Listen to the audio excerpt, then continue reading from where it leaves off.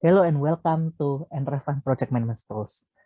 Perkenalkan, saya dari tim Entrefan dan di sini saya akan menjelaskan step by step bagaimana cara menggunakan Project Management Tools ini dengan maksimal. Nah, di sini ada beberapa fitur yang mungkin saya ingin jelaskan terlebih dahulu. Kita ada Gantt chart secara otomatis, nanti bisa tervisualisasi. Terus kita juga bisa melihat project overview. Di sini kita bisa melihat gambaran besar mengenai bagaimana progres setiap project yang sedang kamu jalankan. Dan kita ada project report di sini tujuannya untuk lebih mengevaluasi bagaimana performa pengerjaan project yang sudah kamu kerjakan sebelum-sebelumnya. Nah, di sini hal pertama yang harus kita lakukan adalah kita harus ke project planning terlebih dahulu. Di sini project planning ini gunanya adalah untuk membuat dan merencanakan project-project yang akan kita kerjakan ke depannya. Nah, jadi di sini kita bisa langsung pencarian project planning, maka akan keluar seperti ini. Kita bisa pencet. Nah, di sini masih bersih. Nah, di sini kita akan mencoba membuat project bersama-sama. Jadi saya langsung contohkan, misalkan saat saya ingin membuat project management tools ini. Jadi misalkan saya nama projectnya, project, saya singkat aja jadi PM Tools, Project Management Tools. Nah, misalkan kita buat baru memulai tanggal 14 Juli. Nah, terus nanti kita harus membreakdown dari project PM Tools ini ada activities apa saja yang harus dilakukan dari awal hingga selesai. Nah, kalau saya biasanya, saya ada riset, saya riset, terus saya mulai planning, terus habis itu saat saya selesai planning, saya biasanya mulai develop. Nah, habis itu saya baru selesai develop, saya baru melakukan desain. Nah, setelah desain, saya baru testing bagaimana pengerjaannya, terus baru launching. Ya. Dan di sini saya contohkan ada 6 activities dalam satu project, tapi kalau kalian ingin lebih, it's really okay. Nah, terus working days ini adalah kita kira-kira untuk melakukan riset, kita membutuhkan waktu berapa hari. Dan ini hari kerja ya teman-teman. Jadi Sabtu sama Minggu tidak dihitung di sini. Jadi misalkan kalian working days-nya 7 hari gitu, saya mulainya hari Senin. Nah itu bukan berarti Sabtu Minggu dihitung. Jadi nanti selesainya akan pada di hari Selasa ke depannya. Jadi misalkan saya langsung contohkan saja, misalkan saya working days-nya 7. Nah, di sini langsung muncul start date dan deadline-nya otomatis. Jadi kalau kita lihat di kalender,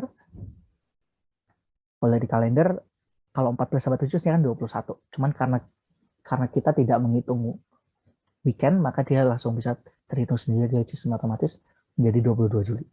Nah, misalkan saya riset 7 hari, terus saya melakukan planning biasanya 3 hari, nah, saya mendevelopnya lumayan lama, bisa 10 hari, desainnya take 5 hari, nah testingnya biasanya 2 hari, terus saya baru launching. Nah, terus di sini kita juga sudah menyiapkan working doc dan PIC. Nah, di sini ini opsional, tidak harus diisi. Jadi dengan kalian mengisi 4 ini saja sebenarnya sudah cukup untuk membuat fitur-fiturnya berjalan. Tapi kalau memang kalian masih ingin bisa memonitori pekerjaan dengan baik, maka lebih baik diisi juga nih working docs dan PIC-nya. Working docs ini kalau saya biasanya kita bisa masukkan link-link yang berhubungan dengan aktivitas yang dikerjakan. Misalkan riset PM Tools. Nah, saya biasa kalau riset tuh pakai Google Sheet gitu. Nah, jadi bisa aja nih kita anggap saja ini link pekerjaan saya, jadi saya copy, terus saya masukin sini. Nah, ini bisa jadi kalau kalian klik, nah ini bisa muncul nih. Oh, jadi ini working docs untuk riset ini kerjanya apa. Nah, PIC-nya misalkan saya sendiri gitu, Urian. Nah, jadi saya bisa memonitori nanti, oh ya riset ini ngerjainnya di mana sih gitu.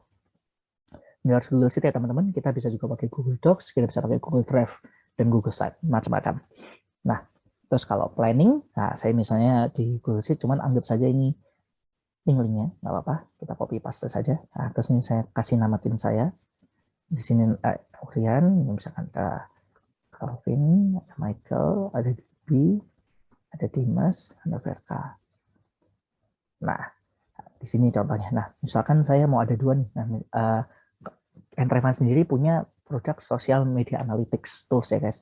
Nah di sini saya coba, misalkan saya belum develop ceritanya, saya bikin sama tools. Nah misalkan saya mau bikin dia di awal-awal perakhiran Juli. Nah ini bisa juga langsung isi. Jadi memang setiap project ini, target project ini nanti diisi sekali saja.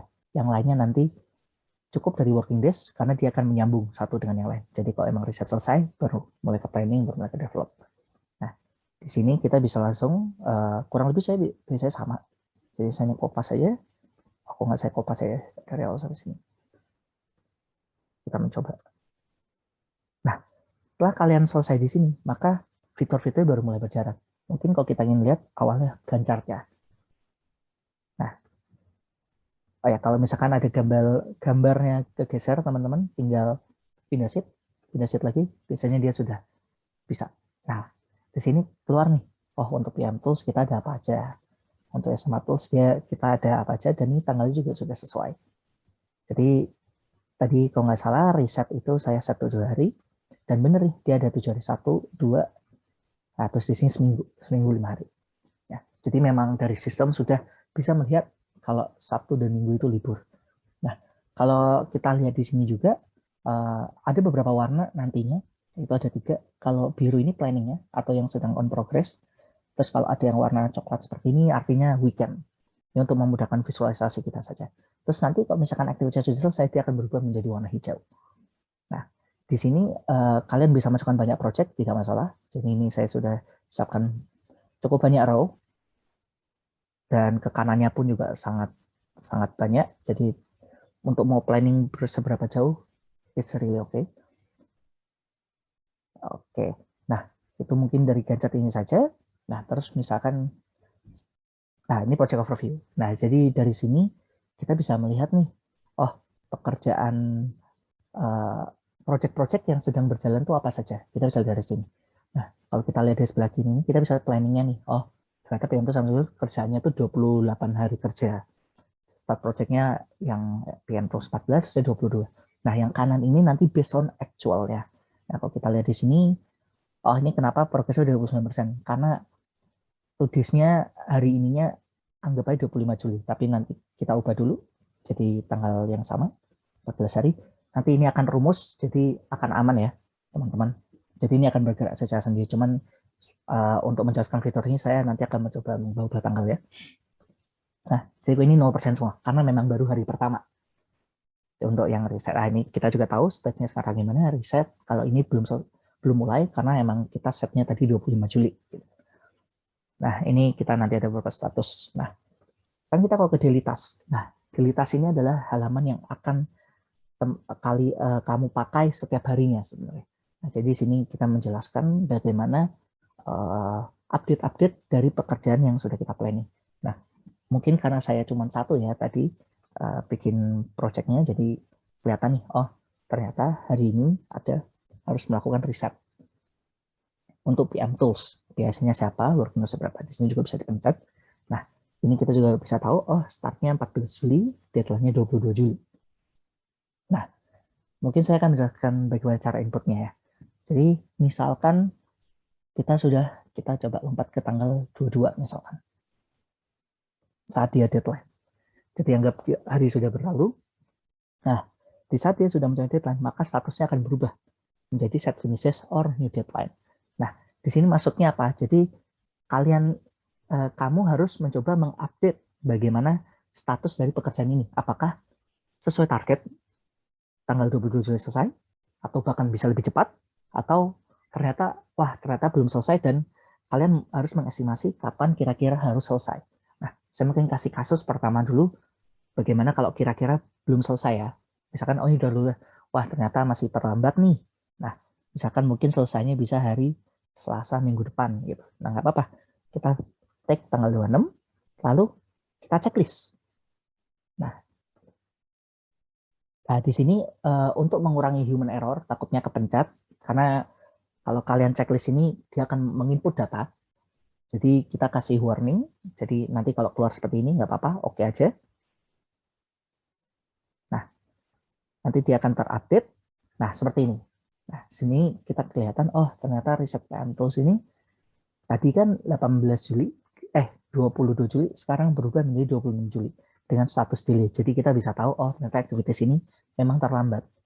Nah, buat apa sih sebenarnya kita update? Jadi kalau kita lihat ke Gantt chart itu akan terupdate. Ingat tadi harus di tanggal 22 Juli, sekarang dia bisa kegeser. Dan karena dia kegeser, maka aktivitas lainnya yang sama dengan project yang sama akan ikut bergeser.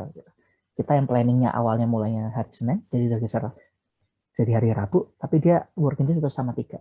Jadi sini kalian tidak perlu repot-repot. Misalkan kau bikin Gantt memang masalah utama adalah kita harus mengubah-ubah warna-warnanya. Nah, di sini sudah tidak perlu, sistemnya akan secara otomatis melakukan itu. Jadi kalian bisa dengan nyaman langsung saja input, oh ini terlambat, oh mungkin bisa juga lebih cepat. Nah, seperti itu. Nah, misalkan ternyata, oh ya ini kira-kira tadi kita setnya 26, cuma misalkan, oh nih kita lompat ke hari Senin misalkan. Nah, kalau hari Senin ada aktivitas baru nih. Kenapa? Karena kita tadi ada yang set pada SMA Tools kita mulai 25 Juli. Nah, misalkan saya, oh ternyata riset PM Tools ini saya jadinya hari Selasa, oh tapi Senin udah selesai nih. Nggak masalah. Tinggal pilih tanggalnya. Oh ya, sorry saya lupa menjelaskan. Untuk mengeluarkan mini kalender ini, tinggal double klik aja ke bawah. Nah, nanti bisa kayak seperti ini, pilih tanggal 25, silakan ada checklist. Muncul warning, nggak masalah. Nah, dia akan selesai. Jadi kalau kita lihat ke project overview, oh ya, project overview ini pun akan ada tertampil ya. Jadi di saat kalian mengupdate ini pun project overview-nya nanti akan menjelaskan. Seperti contoh tadi, planning-nya 22 Agustus selesai. Tapi ternyata gara-gara kita tadi terlambat, jadi estimasi proyeknya 23 hari. Jadi telat 1 hari. Nah ini progresnya kita juga kasih tunjuk. Jadi harusnya progresnya sekarang 29%, sekarang jadi 28%. Persentase ini based on hari untuk based on hari-harinya. Jadi memang jadi dari 28 hari ini harusnya sekarang udah berapa persen menurut tanggal yang sekarang gitu. Nanti kalau lebih terlambat berarti otomatis persentasenya akan jauh lebih rendah. Oke.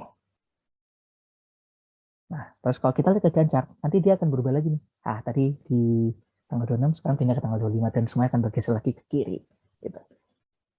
Nah, terus misalkan ini 25 Juli reset, oh tapi sampai 2 Agustus cuman misalkan saya agak cukup ekstrim, oh ternyata emang tanggal segini juga udah selesai gitu. Nggak apa-apa, tinggal kita tanggal 25, bisa kita checklist. Tapi mungkin saya contohkan dulu, misalkan dia deadline 2 Agustus ya teman-teman. Kita misalkan lompat ke 3 Agustus. Nah, jadi walaupun dia tanggalnya udah lewat deadline, dia akan tetap muncul. Jadi memang ini harus diupdate. Dan untuk dia bisa hilang dari sini, kalian harus mengisi di bagian finish date gitu. Kalau kalian masih set yang di deadline, dia tetap akan ada di sini dengan status delay. Nah, di sini saya juga udah mengasih sedikit catatan untuk mengingatkan saja. Jadi memang untuk agar fitur-fitur ini bekerja dengan baik, kalian memang harus selalu mengupdate daily task ini dengan rajin. Nah, misalkan ini, oh sorry, tadi yang di bawah ya, oh ini ada 25 Juli nih, ya. Berarti 25 Juli udah selesai gitu. Kita cukup ekstrim, nggak apa-apa. Kita checklist. Nah, maka yang terjadi kita Gantt, nah dia jadi sehari aja kerjanya. Dan sisanya akan mengikuti. Nah, kita ke overview. Nah, ini kita juga kasih tahu nih. Harusnya saya 30 Agustus, cuman karena kita kerja cepat. Nah, ketemu nih estimasinya, ya 23 Agustus selesai. Dan kita ada persentasenya juga nih, oh ini 36%, harusnya masih 29%. Seperti itu ya teman-teman. Nah, jadi itu gunanya daily test, jadi memang dari daily test ini akan memengaruhi project overview, Gantt chart, dan juga nantinya project report. Jadi project planning ini cukup kalian isi di saat kalian ingin membuat project baru saja. Tapi untuk maintenance kayak apakah pengerjaannya terlambat atau apakah pengerjaan lebih cepat, itu semua ada di daily task. Nanti semua akan terkonek di project overview dan Gantt chart. Gitu. Nah, terus kita juga bisa ke project report. Nah, di sini untuk melihat gambaran besar saja sebenarnya bagaimana KPI dari project management kamu. Misalkan saya mau lihat pekerjaan saya di Juli. 1 Juli sampai 31 Juli. Nanti pilih saja, ini sangat fleksibel. Nah, ini kita kelihatan ada berapa project yang berjalan di bulan itu. Masuk total project. Nah, di sini kita ada share juga, PM itu saya mau post. Dua-duanya ongoing. Nah, kenapa project komplitnya 0? Karena memang project dari 2 project ini memang tidak ada yang belum ada yang selesai. Gitu. Karena selesai semua di Agustus. Jadi di saat saya pindahkan ke Agustus, mungkin saya sebagai kasih contoh, nah, dia baru selesai gitu. Projectnya baru selesai. Gitu. Tapi karena ini tidak realistis, karena kita masih bulan Juli, jadi nggak apa-apa, kita stay aja. Ya 1. Terus dia nanti akan kasih lihat, project yang terdelay ada berapa banyak. Tapi karena dia belum ada yang selesai, jadi kita belum tahu dia dilihat atau enggak. Jadi dia 0. Nah, terus kalau kita ke total activities, ini jadi ada berapa kegiatan yang harus dilakukan selama periode ini. Ada 6, tapi yang selesai 4. Apa artinya? Berarti 2 ini, which is yang kita bisa lihat di sini, develop PM Tools dan SMA Tools, masih ongoing. Kenapa? Karena mungkin selesainya di Agustus, teman-teman. Jadi dia nggak masuk komplit. Nah, terus dari 4 ini, kita bisa lihat nih, ini yang ke delay itu siapa. Nah, kalau di sini kita bisa lihat, ke delay-nya 1. Nah, itu kita bisa lihat, oh, ini di reset PM Tools terlambat 1 hari. Seperti itu. Nah, di kanan ini, nanti kalian bisa lihat bagaimana progresnya. Misalkan saya melihat nih PM Tools nih. Wah, ternyata emang belum selesai. Ini juga masih estimasi jadinya, karena emang kalau kita lihat masih on progress dan banyak yang belum mulai juga. Jadi nanti bisa duplik kasus, baru bisa dilihat. Nah, jadi kalau tadi ingat, tadi kita ada yang terlambat, nah di sini dia akan menunjukkan komparasi antara berapa yang kamu planning dan berapa realisasinya, seperti itu. Nah, tadi kita ingat untuk PM Tools kita jadi terlambat, tapi kalau kita ke SMA Tools, nah dia jadi lebih cepat. 1 hari. Seperti itu, teman-teman. Ya, ini untuk project report. Jadi mungkin ini masih belum terlalu kelihatan banyak ya insight-nya, tapi nanti di saat kalian sudah banyak project dan kalian sudah banyak memulai, nah ini mungkin bisa saat ini. Dan ini ada persentasenya juga, 75%. Jadi istilahnya dari 1 Juli 31 Juli.